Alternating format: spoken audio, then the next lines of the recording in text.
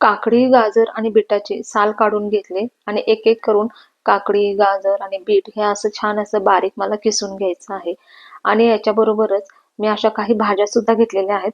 त्या भाज्या ह्याच्यामध्ये मिक्स करून घ्यायच्या आहेत. तर इथे मी 1 वाटी मेथीची भाजी छान चिरून घेतली आहे आणि अर्धी वाटी थोडीशी कोथिंबीर इथे चिरून घेतली. इथे पिठामध्ये मी 1 वाटी ज्वारी आणि तांदळाचं पीठ घेतलं आहे, 1 वाटी गव्हाचं पीठ घेतलं आहे आणि 2 चमचे मी इथं बेसन घेतलं आहे.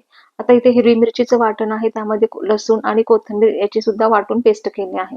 मसाल्यामध्ये म्हणाल तर इथे मी 1 चमचा हळद, 1 चमचा धने जिरा पावडर, तुमच्याकडे कोणताही असेल तो गरम मसाला, चवीसाठी मीठ आणि थोडंसं हिंग. मस्त आता हे कलरफुल असं आपलं मिश्रण होणार आहे.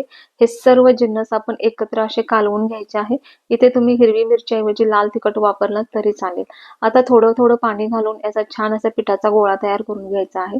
आतापर्यंतच्या प्रोसेसमध्ये तुम्हाला कळालंच असेल की ह्यापासून मी काय बनवते. पीठ आपलं छान असं 10 मिनिटं मुरत ठेवलं होतं. या पिठापासून मी एक छोटा गोळा तयार करून घेतला आहे.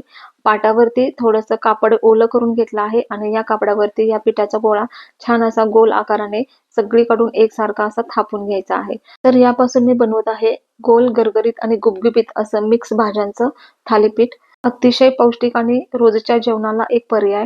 थापल्यानंतर गरम तव्यावर कापडासकट असं हे पालथं घालून ह्याला छान दोन्ही बाजूनी शेकून घ्यायचं आहे. त्याला तुम्ही तेल, तूप किंवा बटर लावून छान असं दोन्ही बाजूने शेकून घ्यायचं आहे. याची चव आणखीन वाढवण्यासाठी मी इथे माझ्या मुलांना फार आवडतं म्हणून मी इथे थोडंसं किसलेलं चीज सुद्धा याच्यामध्ये टाकणार आहे. चीज एकदम ऑप्शनल आहे, ते घालू शकता किंवा नाही घातलं तरीही चालेल. नुसता कोणत्याही चटणी सोबत, सॉस सोबत, थंड दही सोबत असे हे गरम गरम थालीपीठ खायला खूप छान लागतात. तर ह्याच्यावरती मी चीज टाकून दोन्ही बाजूने अजून छान मी शेकून घेतलं आहे आणि तयार झाले आहेत आपले असे मस्त गरमागरम असे चीजी थालीपीठ.